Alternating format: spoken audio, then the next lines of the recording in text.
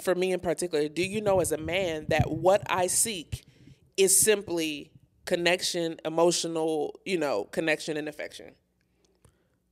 Yes. Whether you understand how to, that's not my question. Whether you grew up doing that or seeing that, the question is, do you know that that is a need? Yes. And We the know it's a reason need. why I ask that question is because if men know that that is typically what women are looking for, then it's like, why do y'all take the stance of, well, I'm just not an affectionate person? You know what I'm saying? It's like, y'all would know that that's what we desire, know that that's what we need, but the response is, but I'm just not an affectionate person. You know what I'm saying? It's like, how could you know that and choose to remain just not affectionate?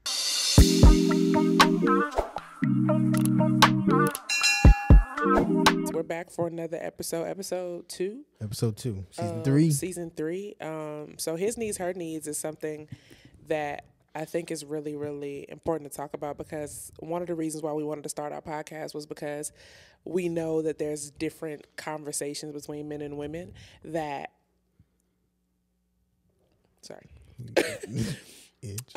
one of the reasons why we wanted to start our podcast was kind of to not shed light on the differences between men and women, but be able to have conversations to talk about those differences and those different perspectives, so that we can kind of be more enlightened on and in tune with what's going on in a man's head, and vice versa.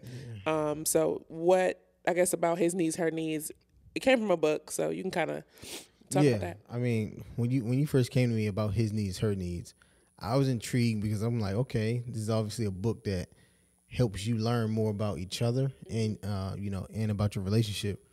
But as I'm reading it, I'm like, okay, this is basically sharing with us like why our needs as men has sometimes don't feel like they're being fulfilled, or they are being fulfilled, and we don't know to what capacity. And then for women, why your needs may not be fulfilled in a relationship, and how we can cause some strife, and how we can be better for each other, to be better, to be better together. So it goes through a whole monologue about how having a love bank, like you build up your love bank based on, you going on these dates, you doing all this stuff before, you get married, and you building up your love bank for each other. And then there is a certain point in time when you do get married or in your relationship where you hit a wall where, okay, maybe you're having kids, or something in your life is changing, that's changing the dichotomy of your relationship, and it starts taking away from your love bank for each other. So little things can cause strife in your relationship. Maybe it's lack of communication. Yeah. Maybe it's lack of affection, and all these different things. You're having mental notes as to, okay, she didn't. Okay, he didn't. He was intimate with me tonight. So that ticker right there, that takes away from your love bank. And then if it continues to happen, then you start drawing yourself back from your spouse. So basically, and I guess let's say partner in this sense, because everybody's not necessarily married Yeah, partner, to our podcast, but so basically what's happening is, as we're dating or as we're friends or, developing our relationship, you are making consistent deposits into this bank. Correct. Correct. This love bank. And then, you got the honeymoon phase, newlyweds, et cetera, et cetera. But then there are moments in time where now your love bank starts to take withdrawals versus consistent deposits. Exactly. And the deposits become decreasingly lower. And so this causes rifts and strifes. And I think the reason why most of that happens is always, I talk about it a lot, is due to lack of communication and how we're talking about it. But what this book did for me was really to help me understand that we're often saying things to each other. We're often having conversations with each other. But because we speak two totally different languages, like there's another book called women are from Venus, men are from Mars, or something like that. And so it's literally like we literally are in two different worlds. And so when we're having conversations at times, they're like, it doesn't make sense. And having books like this that kind of break it down to help you understand what your significant other is saying to you helps you now be able to make adjustments, because I get what you're saying. And the stuff that's being said ain't stuff that we don't know. It's not stuff that we haven't even said to each other, or, you know, we've said amongst our group of friends with our girls or with your guys or whatever like that. It's not that the conversation is even different. It's that we're now able to understand what is being got at by the other person, if that makes sense. Yeah, I mean, they talk about men and women and their different needs, and there's 10 basic needs that everyone needs in their life and in a relationship. But it said there's five of them each that men and women need the most and find the most important. And the strife comes from that whatever I feel like is the most important to me is the least important to women. Facts. And then vice versa. The most important to women is the least important for men. So what happens is, if affection is your number one need, right? It's the most least important thing to me. So I give less of that, that now those withdrawals come from your love bank, because I'm not meeting that need, but it's also not at the top of my list. Got you. But I think that's the part that we know, but let's just get into the whole thing, right? Okay. And you've already touched on it. Like, the very first thing that it says that she can't do without is affection. And as women, it's like we want to feel emotionally connected to our man. And that for us comes by way of affection. And it says that in the book, it said in particular, most women, affection symbolizes security, protection, comfort, and approval. It's vitally important commodities in our eyes. And when when a man shows the woman affection, he's sending the following messages: I care about you, you're important to me, and I don't want anything to happen to you, and I'm concerned about the problems you face, and I want to help you overcome them. And so I think when this is what I'm talking about, like the communication barrier is you're not affectionate, or you're emotionless, or I don't feel connected to you, and all that stuff like that. And all y'all hear is, well, and this is my opinion. This is not my opinion. This is actually based off of our life. But it's like when we say, I don't feel emotionally filled up, or I don't feel connected to you, or you didn't deposit into my love bank, y'all hear some combativeness where it's like, well, why do I have to do that just so that we can have sex? Why do I have to do that? Because it's like your need is more so on the physical side, or it isn't more so, it is the physical, and ours is affection. The emotional side, I feel like men know that, though, right? We do. Like, what do you mean we know? Like, you know that we seek emotional connections. We do. See, the thing is, because we haven't gone through life wanting that need or needing that need to be filled. We also don't know how to feel it, in a sense. No, that's not the question. What do you mean? What I'm saying is, do you, as a man, know that women, right? Your wife, for me in particular, do you know as a man that what I seek is simply connection, emotional, connection and affection? Yes. Whether you understand how to, that's not my question. Whether you grew up doing that or seeing that, the question is, do you know that that is a need? Yes. And the reason why I ask that question is because if men know that that is typically what women are looking for, then it's like, why do y'all take the stance of, well, I'm just not an affectionate person? You know what I'm saying? It's like, y'all would know that that's what we desire, know that that's what we need, but the response is, but I'm just not an affectionate person. You know what I'm saying? It's like, how could you know that and choose to remain just not affectionate? It's one thing to acknowledge, but to stay. I think it's subjective. I think it's subjective, and each woman is different. Like, as far as what you consider as affection, he may not know what that is for you. You know what I'm saying? Like, okay, I have an idea what affection might be, but what is it exactly for you? And I don't think women also voice it enough. Not in the sense of like y'all voice like I want affection, but I'm saying, are you specific? Men are black and white. And I understand that, but I rarely hear, even when I talk to my friends who say the same thing, like, oh, my man is not, he says he's just not affectionate. Even when that's said, what you just said was, well, if he says that, well, maybe they just don't know what affection is for you. But it's like, what man has ever, you just asked me that this year.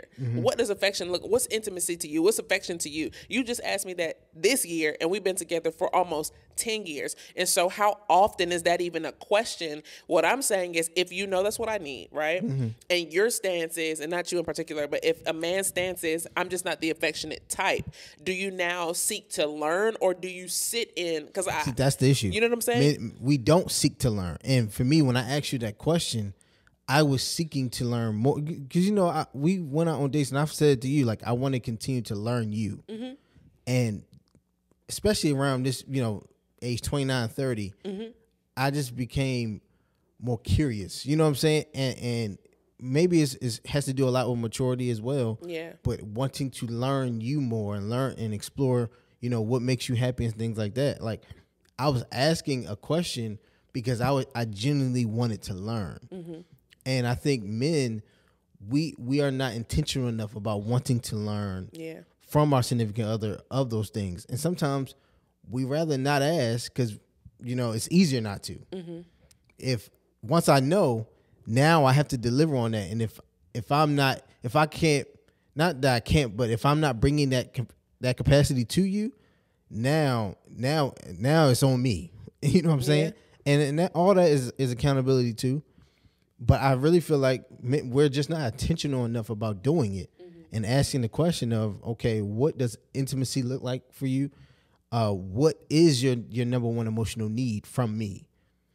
And how can I be better at it? I don't know many men that would ask their woman that. But that's where I feel like women, we end up with the issue where now when it comes to sex and it's all this stuff like that, and a man says, like Alex said this in the men's podcast last season, he was like, I need this.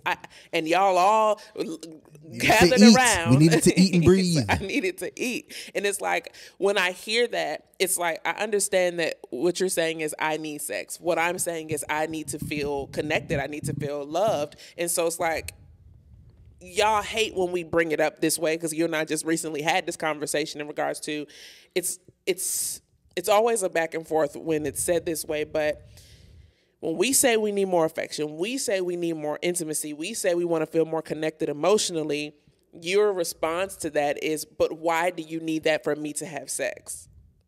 Yes. Why is that the response when it's like, that is what makes me connected to now feel like I want to have sex with you? I don't fully know, but I think one that it takes a lot more work. To be connected, to try to get closer and be connected does take longer but when a man is horny, he's horny. He just wants it right then. You see what I'm saying? Like, it's not emotional. It has nothing to do with emotion. It's a genuine need. And in the book, he talked about how there was a study that he did or that he read about where they gave women either a pill or they gave them some kind of some supplement or something like that heightened their libido to a man's libido for, I think, 24 hours or something like that. These women, all of them, said they never want to experience that again. And I don't, but that's the thing. It's not that we don't believe you. It's not that we don't believe you, but it's like, if you know that you have high testosterone, then it's like, why wouldn't you be more intentional to be actively seeking to do that so that you can get your need met more?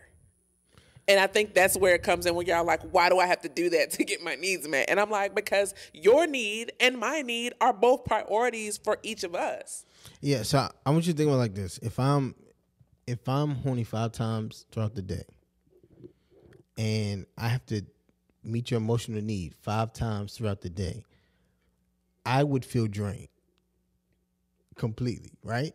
So, but no, just listen to me. So for men, it's like, I'm horny right now. I'm not thinking about, and this is true, we're not thinking about, I need to meet her emotional need first for her to want to reciprocate. I'm glad you said that. This for me. I'm glad you said that. Why?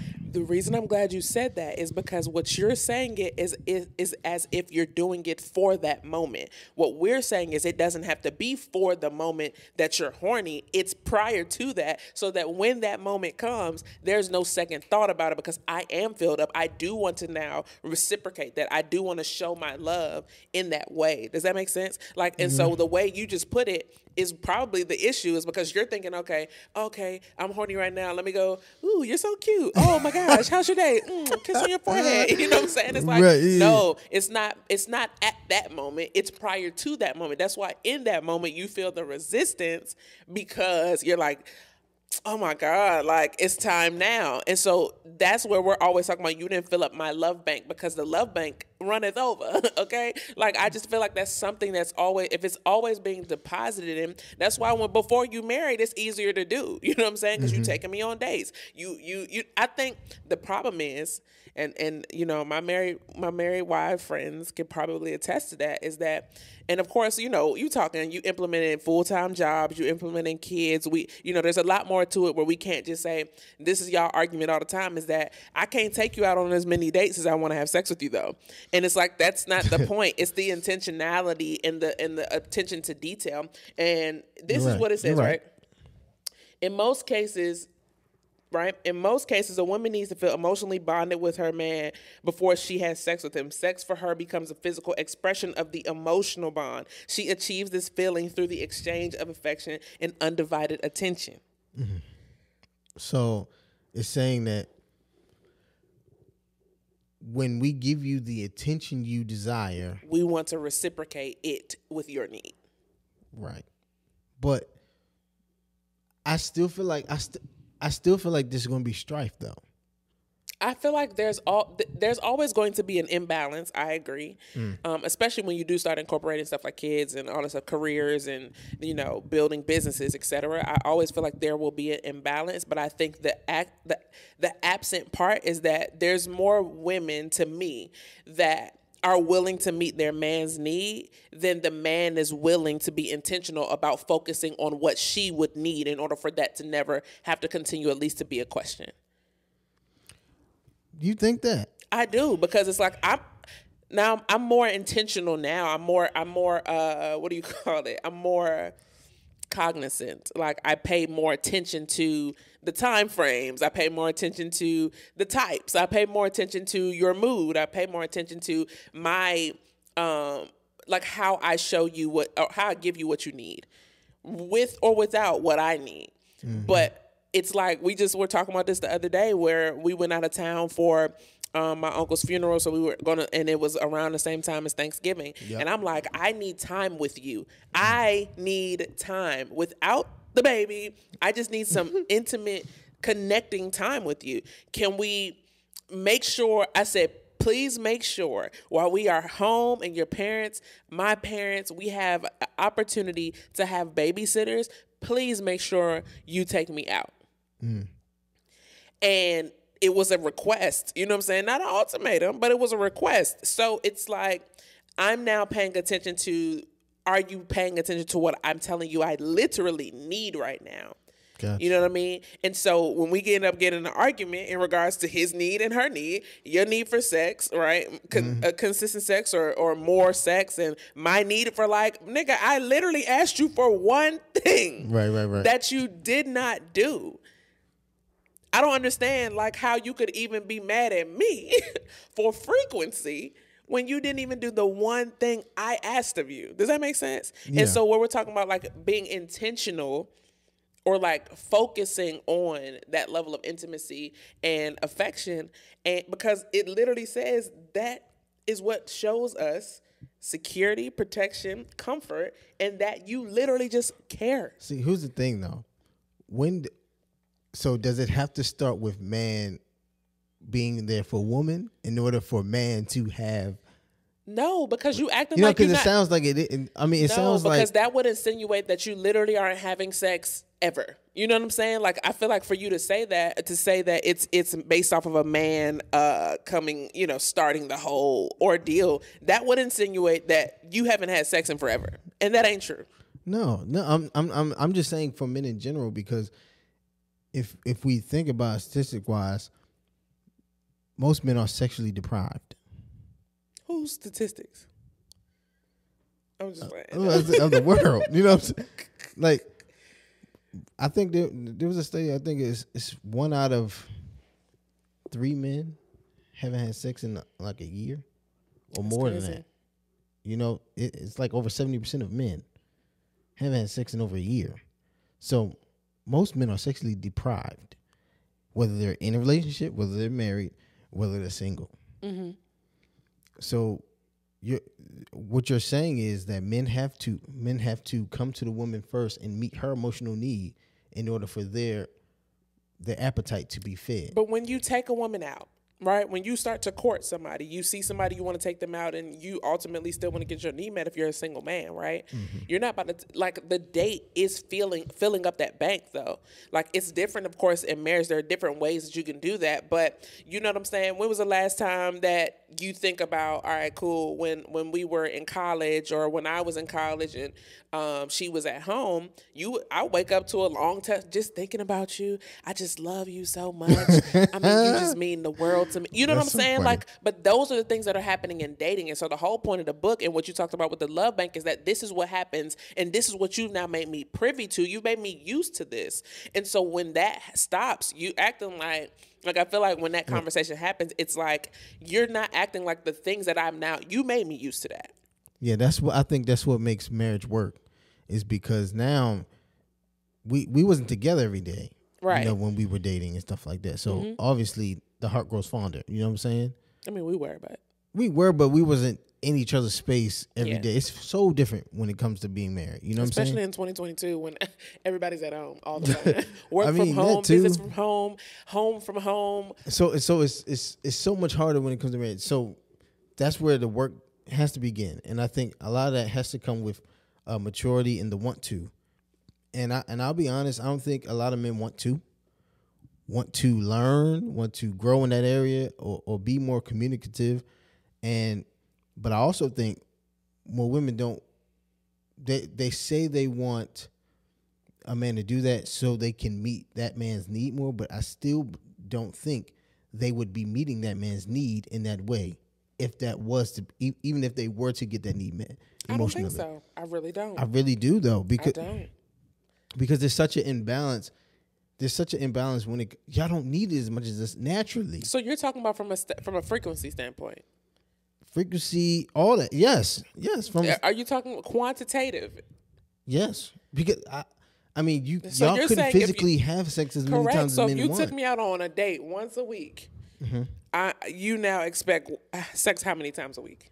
Does that make sense? Like, what is that? What? So you're saying that? So I'm not saying that I need date a has to- date to sex ratio. That's not what I'm saying. It sounds like it though. It's not though, but that's what you're saying. You're saying, like, even if a man starts to text you and take you out, you're not gonna have sex with him as much as that. Let's get to the sex part. I just want people to understand that this is why the book was written and why they said whatever the woman needs emotionally the most, men need it the least. And this is why the problem lies, is because yes, y'all want to be courted, y'all want, you want your emotional need met, you want to have these affectionate conversations, you want us to be more affectionate, and that is the last thing that's on our mind.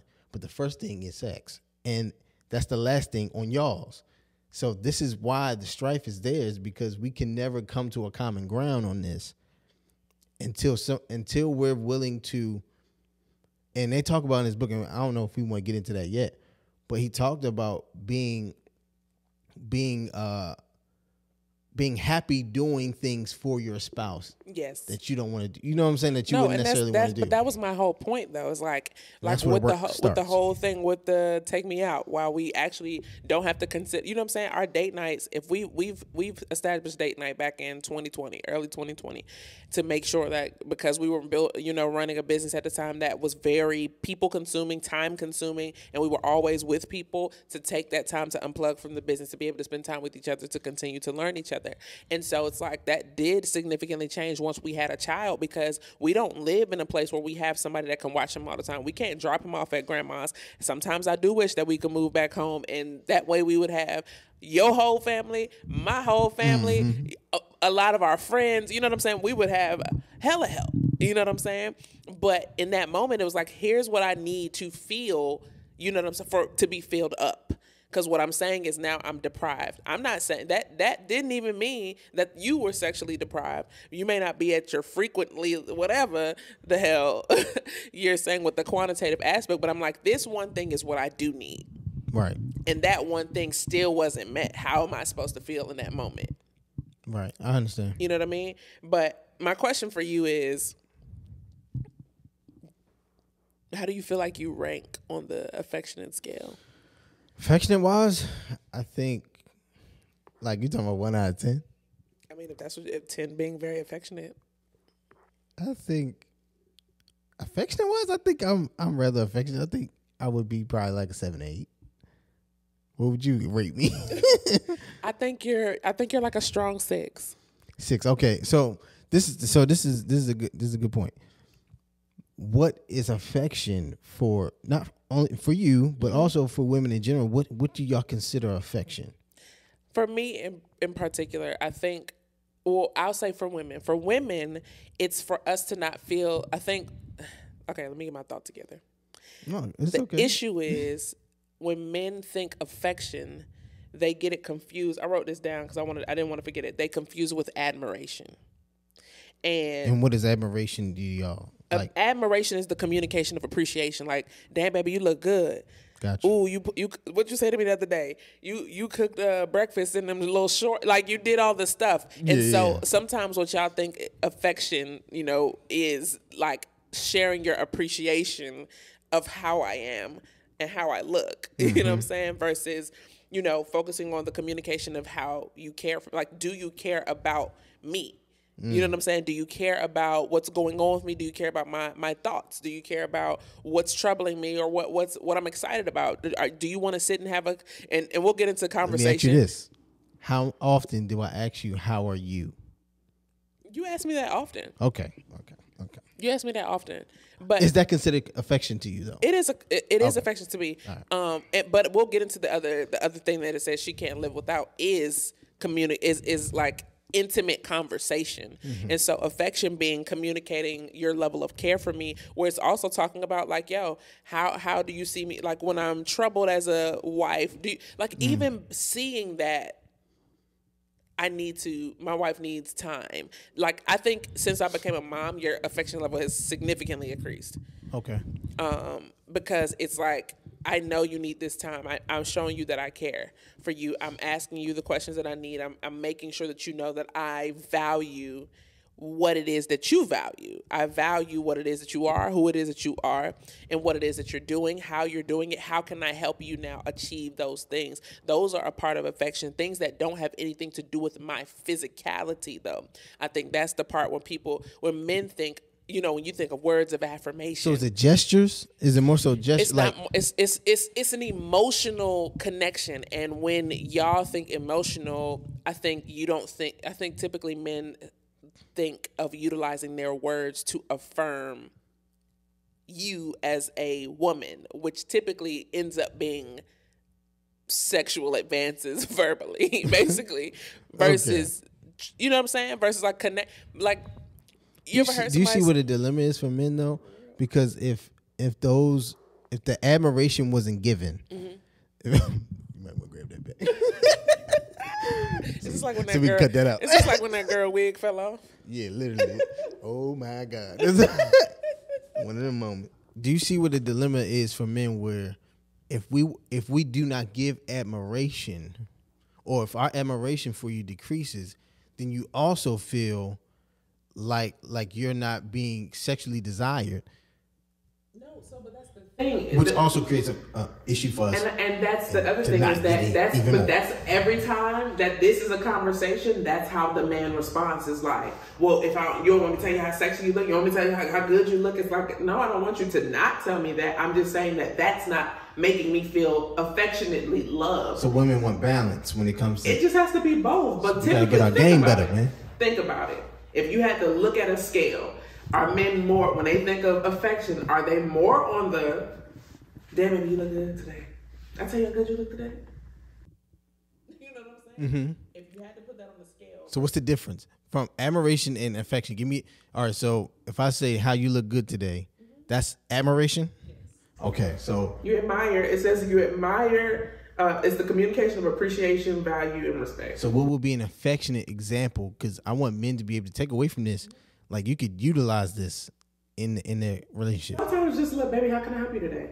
Got it. What do you need from me? Going in, like, how often does a woman focus on what her man needs from a visionary perspective? Like, baby, what we got to do to get your goals accomplished? Does a man think to ask, like, what are your 2023 goals? Y'all hate that women be like, what are your long-term goals? What are your short-term goals? But it's like, I want you to want to know where I want to see myself. Mm-hmm. It's caring about me as a person, not just of myself.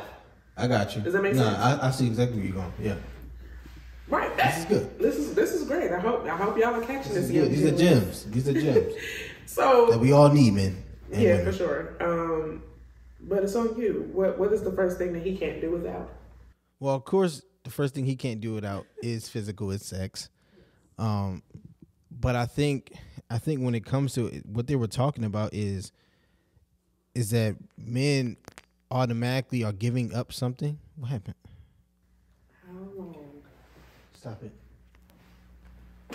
No. How long? No. Don't do this. Don't do this, babe. How long did you not notice? It just fell out. Oh, then we good. But we don't.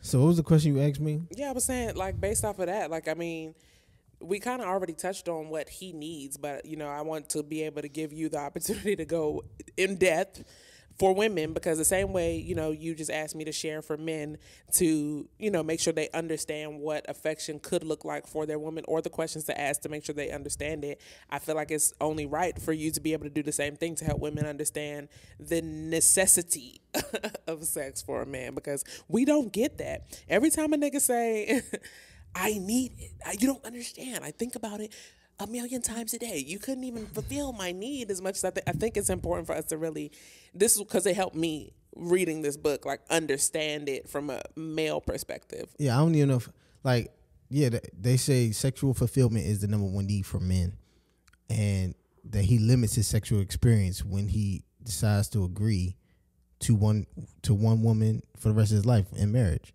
So it's saying that women could really never really understand the need of a man's sexuality, because what it talked about in the book is that y'all don't explore your sexuality as early or as often as men have when they grow. You know, in their teen years, men have already started exploring themselves sexually, and because it's so frowned upon on women, you know what I'm saying? Like, society puts this pressure on women to suppress their sexuality for so long that you feel awkward. They said that women feel awkward 100% when it comes to, like, how can I meet this man's sexual need when I don't even know what the hell I need from sex? You know what I'm saying? 100%.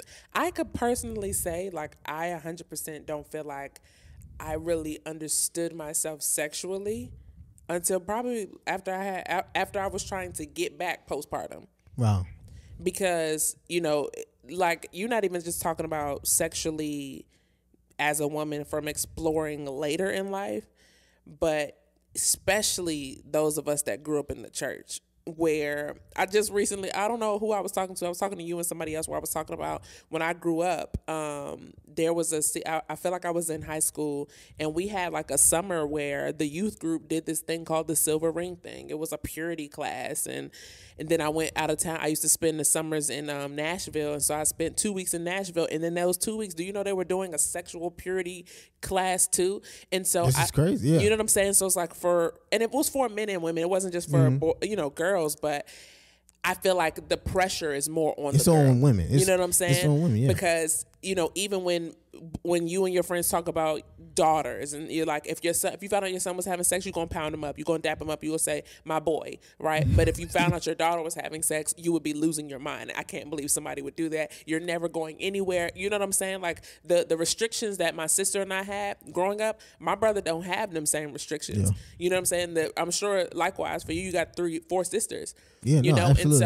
And so we're not given the same room to be comfortable with our bodies. To grow in that area, especially those of us that grew up in church, though. Like, it's about modesty and don't do more than, for a man to look at you and his eyes turn away from the Lord. You know what I'm saying? So now Right. you really are truly afraid of who you are and the feelings you have, even though really, I mean, them classes, like, I think they make you more inquisitive about why y'all making me not want to do this so bad. And this will open up my eyes in the book is that what he's basically saying is that this is why it's so much harder for women to understand, but also to meet the need of a man when it comes to, because we're married, so we're going to talk about being in a marriage. Mm-hmm. Think of having to suppress your sexuality for 20 plus years, 30 plus years, whatever it is, and now you marry a man where you're his everything, you're his porn star, you're his everything. You know what I'm saying? And you have to be this, but you have no idea how to be it. Yeah, I think, but that's the thing. And so this is where the problem lies, man. But the problem lies, my question to you is, do you feel like the problem lies in our understanding? Like, I feel like men more so are so focused on trying to get the need met that you're also not willing to help her explore her. It talked about it. It said that men don't feel like having to teach what they feel like the woman should know. And on the other side, she genuinely doesn't know.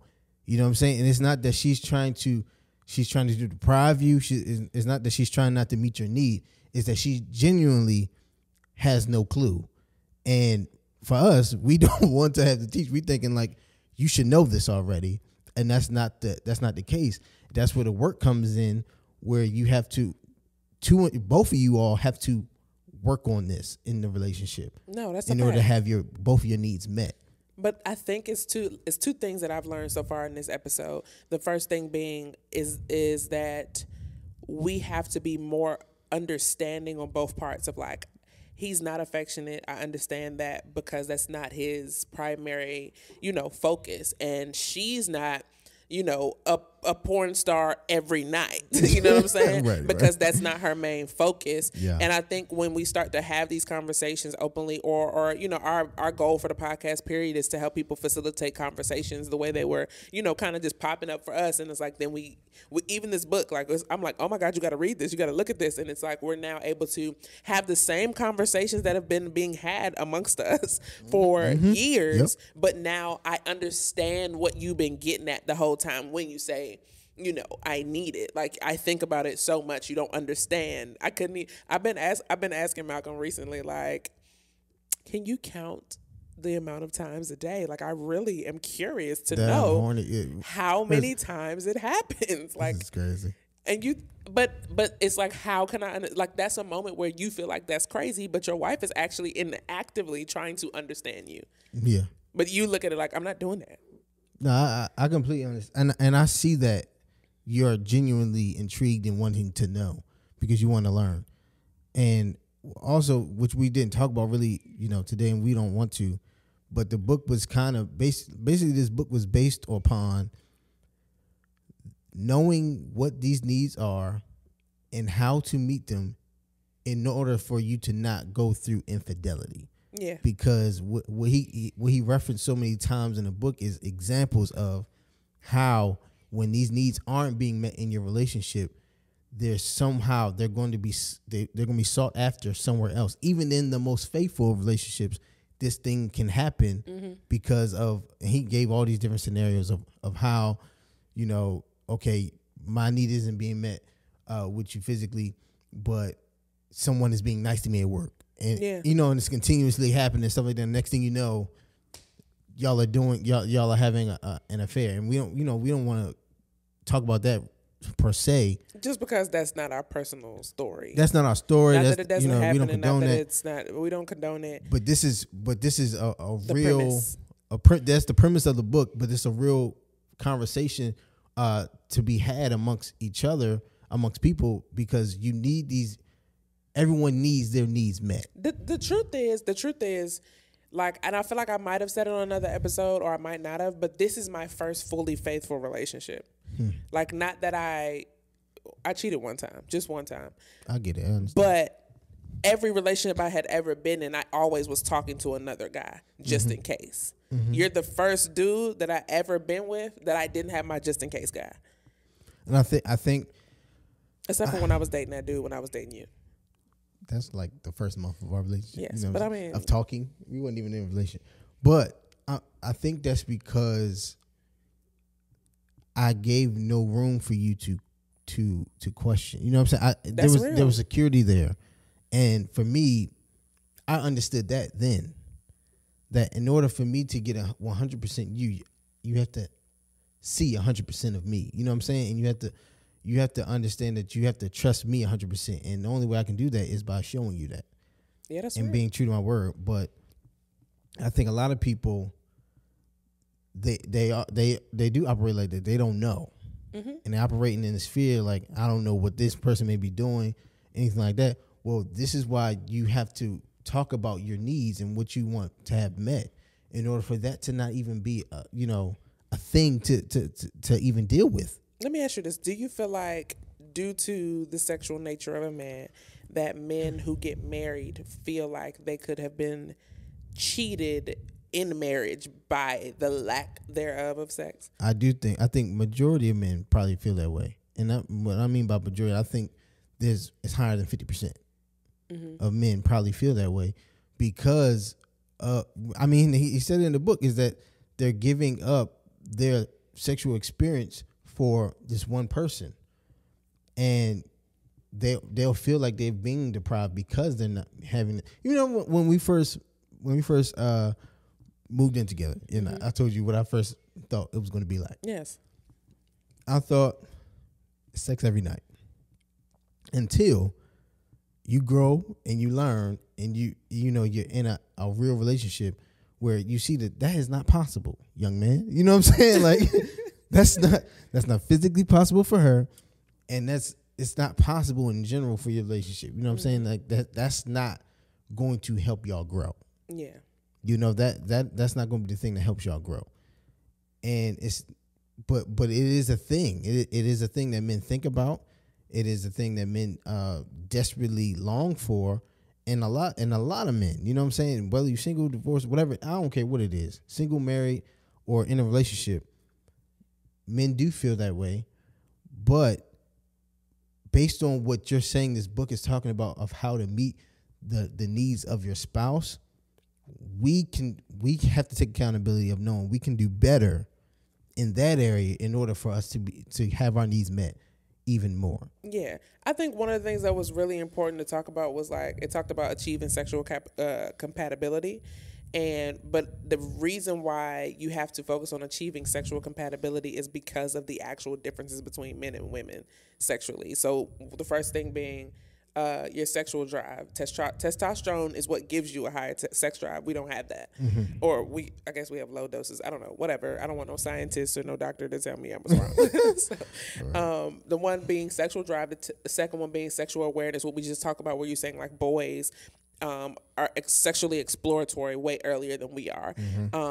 And by the time you get married, you typically know exactly what you need sexually. Yeah. And then the third being sexual motivation. The male's primary reason is to relieve the craving, whereas a woman's primary reason is for intimacy and emotional bonding. There it is. And so that's where understanding why you need it, but what I need to want it, eliminates the commotion or the blow-ups or the misunderstandings as to why. I can't wait till we do that other episode. I really want to tell you what it is. What's going to take this to a whole nother level. But like I said, I really didn't fully understand myself sexually due to my upbringing, due to, I remember one time somebody told me or told my sister not to wear tight pants like me. Yeah, that's crazy. You know what I'm saying? But it's like, so it's like, imagine not hearing that that's though. Like, how am I supposed to? That's how I can sympathize, especially reading this book. That's how so eye-opening is that I never thought about it from that perspective, and now I can see it from that perspective. I can see why there could be strife. You know, I can see why a woman could struggle in that area. And let's talk about the second thing that they said that y'all can't do without. And that's intimate conversation. Intimate conversation. And that's like, why don't men like talking to us? Like, that's how we feel. We feel like, especially women in relationships, it's like y'all go for, like, let me say married. For my, like, women in long-term relationships or married, it's like we can feel as if y'all niggas just don't F with us. Like, you don't want to talk to us. Like, I'm like, what's on your mind today? And like, nothing. How was your day? How was your day? Good. It's like like you think you're responding. Yeah. We feel like y'all do not want to talk to us. See, hard intimate conversation. For me, I think I've gotten better with this. You have. I think because I became more intrigued with learning you, and we've been together 10 years. Thanks. That's a long time. Very. And we're not the same people we were when we first met. So I do want to continuously learn you. But the intimate conversation is sometimes, man, I mean, we just don't have much to say. And the thing is, if we do, we will voice it. We will voice it, especially when we amongst our peers. But that's the part that, first of all, men are, like, if our friends were here right now, y'all have all the things to say. We find out everything y'all are by feeling. Listening to us? No. We find out everything you're feeling in group settings. That's good. Because you feel like, shoot, I'm not alone. Like, typically that's what it is. Like, but all me right. too, nigga. Let's explore that. So you learn more about us in a group setting, or how we're feeling and how we're thinking. In the Me Too vibes. Because there's less to deal with from you when we're in a social proof situation. But so, every time you get in the car, be like, so.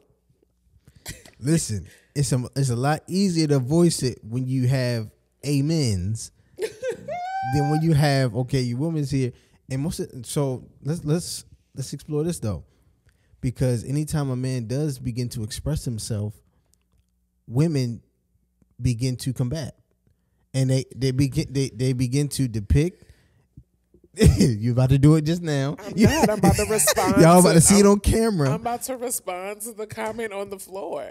Y'all respond, but y'all tend to dissect, combat, and not take accountability for the things that we are saying. Is it combativeness or is it just a response? No, it's definitely combativeness, because if there's a back and forth, responding is completely different than a reaction. We get more so reactions, which is quick. A response takes time. One, you develop a thought, you develop a whole thing that we begin to have a conversation. But when we start arguing, that is from a reaction.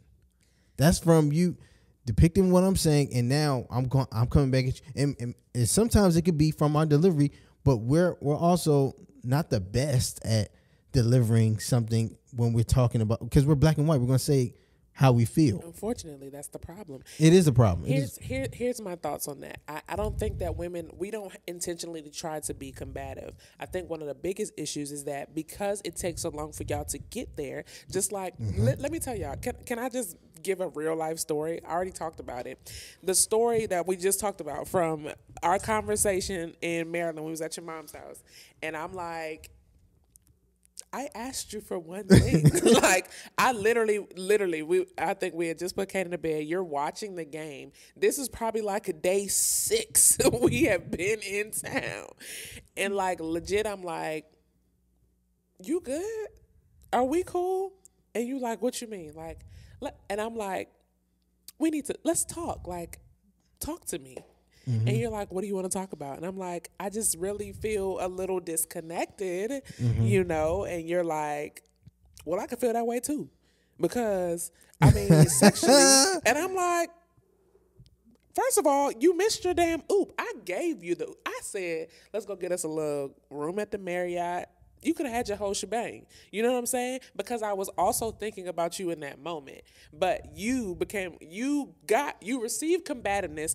Combativeness begat combativeness. And you combated me when I said, you know what I'm saying? Yeah, like, that's true. That's what I was like, what happened? And let's talk. And you like, what are we talking about? Or why you want to talk at night? Because, nigga, when are we going to talk? Like, I don't understand. This is the first time we've been able to sit down quietly without our child. So I'm not really sure what you mean by, right. You know what I'm saying? And so then but it was like, typically, I think it comes because we're starting to express ourselves. So when we express ourselves and now you respond with why, you can't be mad at me for re-responding with my why to your why of why we're talking about this in the first place. You know what I'm saying? Mm-hmm. And so it's like y'all receive it as being combative, but it's like, one, I seek to understand everything. So what you may think is combative is me just asking a secondary question so I can get more knowledge as to what it is that we're talking about. How can I really get the understanding for where you are with this, or what it is that I missed, or what are you really looking for? And in that conversation in particular, which I think, like you said, we've grown, like we've grown to be able to have these conversations a little better, because obviously this is everyday struggle. This is an everyday thing. We are growing every day.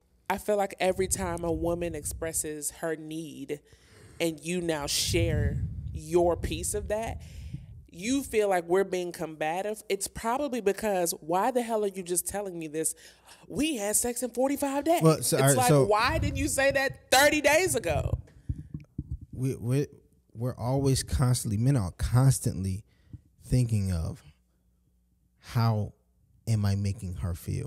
We're constantly considering y'all's feelings and, your happiness. We always are. And coming to you, in a way that we may not fully understand yet, we know that would bring strife in a relationship. And the number one thing men value is peace, and peace in the home at that. So if I'm going to cause an uproar about something that I'm feeling, I best be damn sure ready to have the consequence of what's coming, of what I'm about to say. And most of the time, it takes us time to kind of sift through how we're feeling, how we felt in that moment. Most of the time, we probably even got over it, so it really doesn't matter. For women, it's very different. Y'all can sit in it and it can suffer, But for us, we generally probably can get over it a lot faster. But if we do voice it, best believe it's been built up, and that's probably that's toxic. I ain't saying it's the best. It's toxic only because when a woman now asks to have a conversation, you know what I'm saying? It's like, let's talk about us. You know what I mean? And it's like, what about us? Like, nigga, you don't want to talk to me? Like, or can we talk about something? Can we talk about our dreams? Can we talk about our goals? Can we just talk about something? And what I thought was really, really interesting is that it says 3 reasons why conversation is important for relational success. The first one is it's just an integral part of how important emotional needs are met, because now there's a sense of understanding. There's no way that you can tell me about your sexual need without talking to me. There's no way we could talk about our financial desires or where security or, parental styles, or all the stuff that we need to discuss, affirmations, affection, all that stuff is through talking. But the problem is, that's probably why. Go ahead, my bad. No, you good. I want to make sure you can talk. No, you're good. You're good. I want to hear your thought. The second one being necessary. It's necessary for everyday problem solving and conflict resolution. I think that's the biggest issue with men and women, and why it seems so combative or seems like there's always conflict in a relationship, is because the only time we're finally having a intimate or deep conversation or something with some damn substance is when there's an issue. That's true. I mean, but that's typically when y'all want to talk too, is when might be having an issue. It's not always when we're having an issue though. Sometimes it's literally like, I just want to talk to you. I want to see like what's on your mind. Y'all hate a what's on your mind question. Nothing.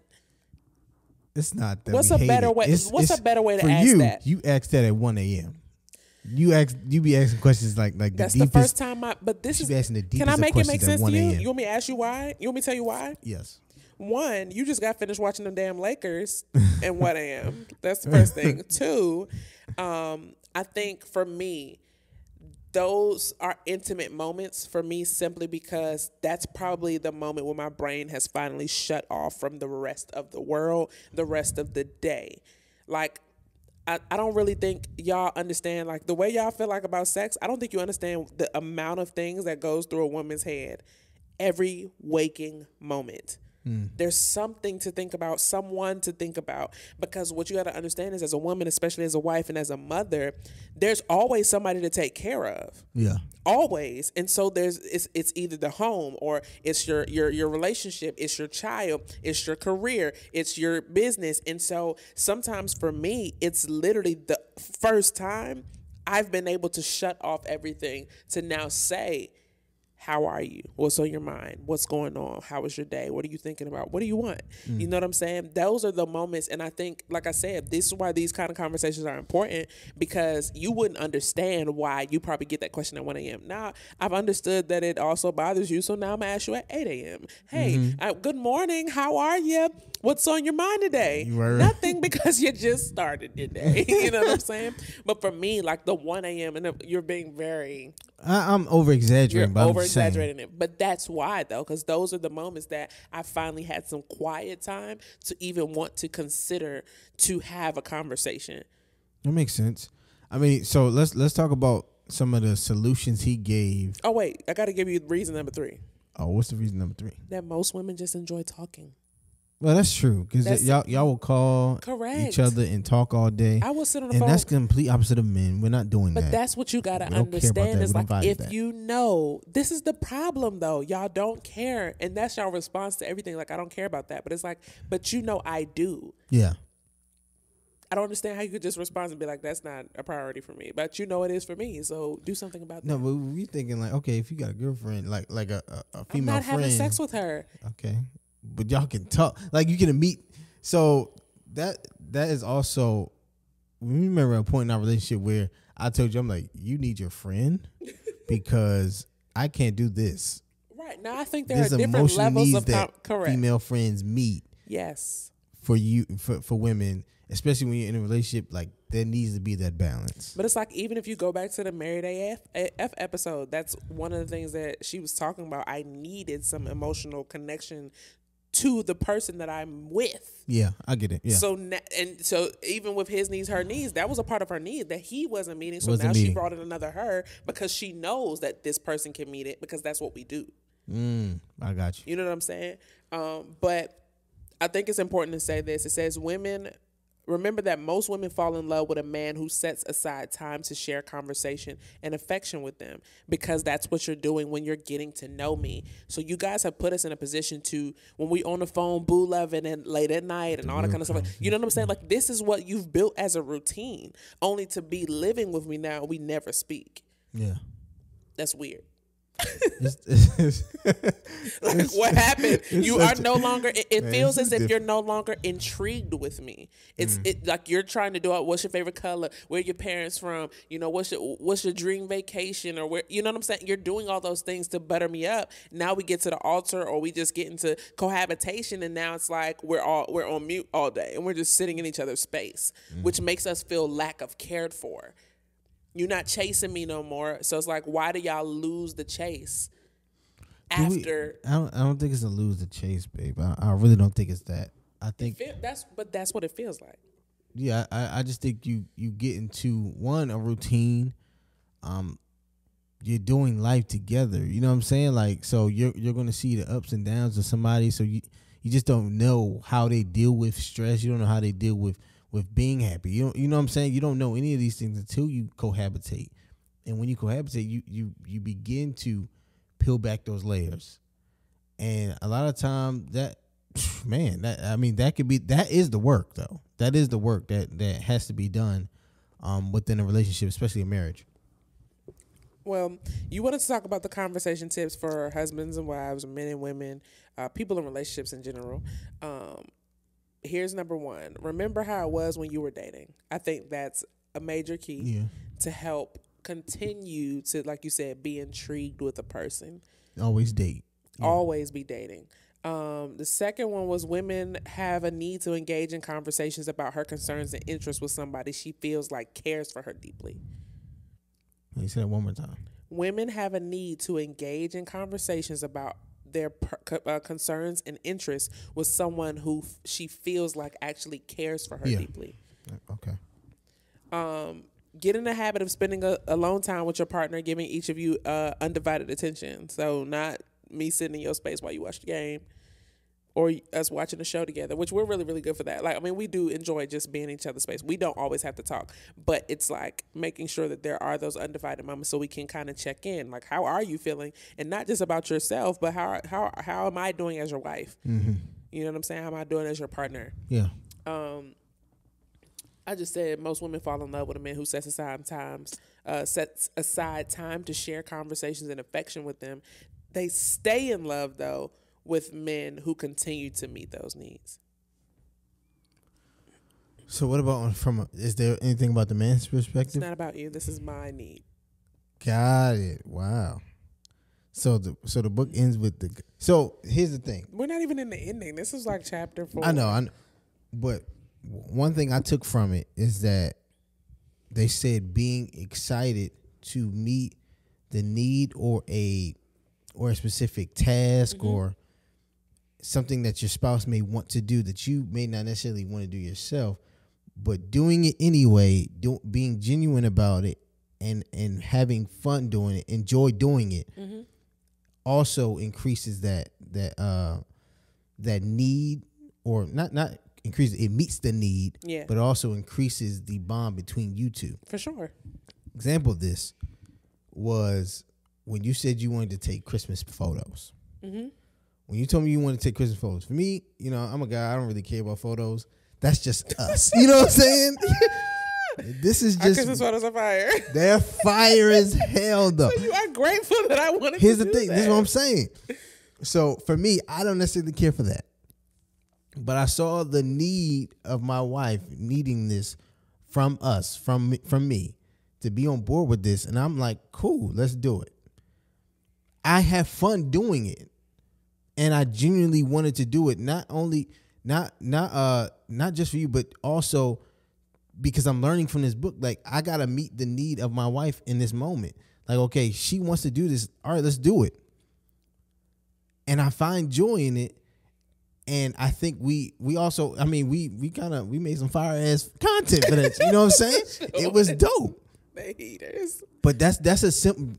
What I'm saying. The reason why I bring it up is because that's a simple example of me taking what I learned in this book and implementing it right then and there, because I saw the difference. You know what I'm saying? Like, we had a great time. We enjoyed ourselves. You know what I'm saying? And we liked the results. I wouldn't have necessarily thought that would have happened had I just been like, I don't really feel like doing that. You know what I'm saying? Facts. But I decided to do it anyway. Mm-hmm. And that's the thing, like, for my men, like, this is the gym for you. And for, you know, women too, because y'all could do the same thing. Mm-hmm. And remember that time I took you to the basketball game? She was doing this for me. I was. It was a really long time, though. I just had to let her know my check engine light was starting to come on. She told me her check engine light was on. Like, I'm sick of this. I'm done. I'm tired. And for the understanding, for context, we were there for 4 hours at this point. We were. But you know, it's there fine. was still another quarter left. There was. It was really good basketball. But either way, in that moment, you tried. Obviously, you didn't read this book at that time. Yes. You know what I'm saying? You probably would have did something different. You know, probably wouldn't have. You know what I'm saying? But also, like, I just wanted to include you in it. I would have gone by myself. You know what I'm saying? So I just wanted to include you in that. Mm-hmm.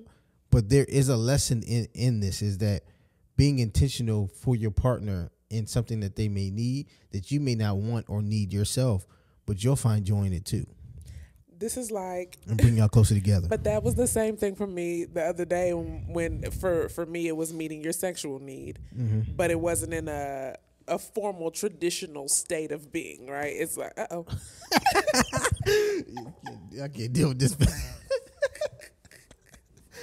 But like for me, it was like the other day when I met your sexual need, but it was like for you, what you were saying to me that night when we had the conversation was like, where's the spontaneity in that? Like, when are you giving me the unexpected vibes of like, oh shoot, this is about to happen? That's crazy. You know what I'm saying? But it was like I found enjoyment because I'm like, oh, this is about to throw him off. This is about to change his life. He is going to love me. And the next day, you up my Christmas shopping budget, and I just thought that. You see, like it's a give and take. No, facts. That's facts. That's facts. That's facts. Like it's, I mean. It's a give and take. It is. It's a give and take, and that's marriage in a nutshell. But for sure. So getting money. It also said getting money shouldn't prevent you from meeting her need for intimate conversations. It's basically saying like sometimes if a man is the full-time provider or their contribution causes them to be out more, it's saying like that shouldn't stop you from meeting the need of her, knowing she needs to still talk. Right. Never make demands on each other. Never be disrespectful. Never say anything when you're angry. Never remind each other of past mistakes. Use your time to inform, investigate, and understand each other. Develop interest in each other's favorite topics and learn how to avoid interrupting each other, which is a struggle for me. But yeah, those are some of the things. Yeah, so for healthy conversation tips. I think we gave some gems. We talked a lot about, You got to talk about your last one, though, before you wrap up. What's the last one? Recreational, what he can't do without, which is recreational companionship. Yeah, I think we did talk about, like something that I like to do that you... But why is that a need for men, though? Like, what? So, men, we already don't talk to a lot of people. And if you're the person we talk to the most, you're essentially, you're a friend, our homie, but also, we love you in a whole different way. So, yeah, I want you to come to the game with me, chill with me at the game, and do something that I like to do. And we see that as like, okay, she ride, she enjoys this too as well.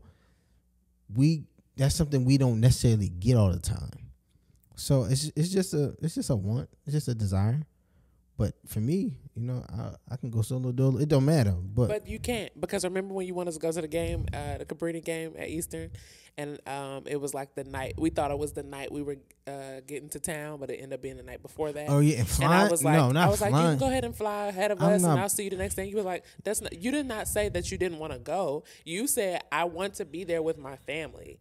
You didn't say, but that's what I'm saying. I think that's where I don't know if we as women understand that need of wanting to have the homie. You know what I'm saying? So that's why I wanted you to still kind of touch on that to help us understand like what that looks like for y'all, because it says something that he can't live without is actually having a recreational companion. Yeah, I mean, it's just like what you said. We just want somebody there. Mm-hmm. And typically, if we're going to have somebody there, we want it to be our significant other, our other half. That's just naturally, for me, I didn't want to travel without my family. I didn't want to pull up to the game without y'all there. You know what I'm saying? And that was just, it is what it is. I haven't really explored that, like the recreational thing. That's the first time I've ever seen that or, seen it explained in that way.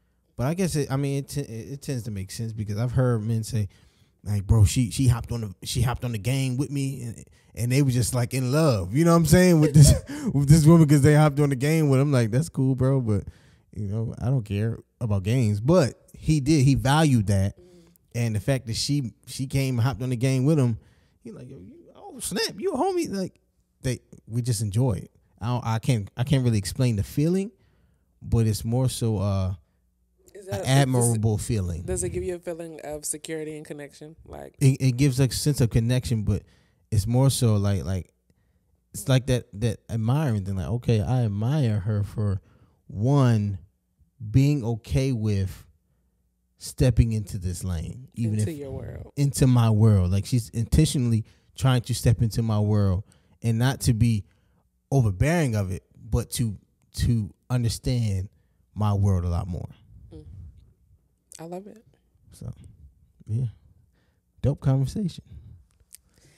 His needs, her needs. We hope y'all got some value, some gems from this. Like, I mean, I feel like I learned a lot more. Yet again, I think we're always going to be learning, and I'm definitely excited about the other version of this that we're going to do, because I think that John is going to be bananas. I mean, I feel like we talked about it. No, we didn't. We didn't. But I'm saying no. This one goes to. We talked about sex, but like we're going to talk about the 5 sex needs of him and for men. It's and a women. whole different thing. It's a whole changed my life. Whole different book. Changed my life. It's a whole different book.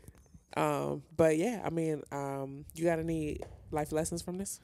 Life lesson is, I think what I talked about towards the end is finding a way to be happy doing something that you might not have thought you would be happy doing for your spouse, doing it anyway, and doing it not only for them but also to grow a connection with them. Being intentional. I think all men could do that more, especially myself. I could be more intentional about doing things. I try to be now. I try to grow in that area, but there's always room for growth. But yeah, life lesson is be intentional, man, with growing in your relationship and learning your spouse and trying to be a better spouse to your spouse. I would say my life lesson is to remain curious. I think when you remain curious, it allows you to be intentional. When you remain a person that wants to learn this person and do things that make them feel good, even despite personal desires or, whatever, feelings and stuff like that. I think it's important to just remain curious to know what either makes that person tick and how can I grow from those areas, but also what they want. And the wants continue to change because we continue to change. We're different people at 30 than we were at 20. We said that on our first episode. Completely different. And so your needs and your desires, your wants, the things that you like and dislike. Oh, she's like oh my God. Are completely different than they were 10 years ago. And so remaining curious to continue to know you at every stage of your life is, I think, something that was my life lesson from today. So I love it. Great conversation. Really, really dope vibe. Thank you for joining me. Yes, obviously. Tell them where they can find us, babe. Yes, this has been another episode of the So Let's Talk About It podcast. You can follow me on all platforms at Brittany Donnell. You can follow me at Malcolm_2_Garrison. And then you can follow the show at So Let's Talk About It pod on all platforms. And don't forget to like, share, and subscribe to the YouTube channel. And if you're listening on Apple Podcasts, don't forget to rate and review. We'll see you guys on the next episode. Peace.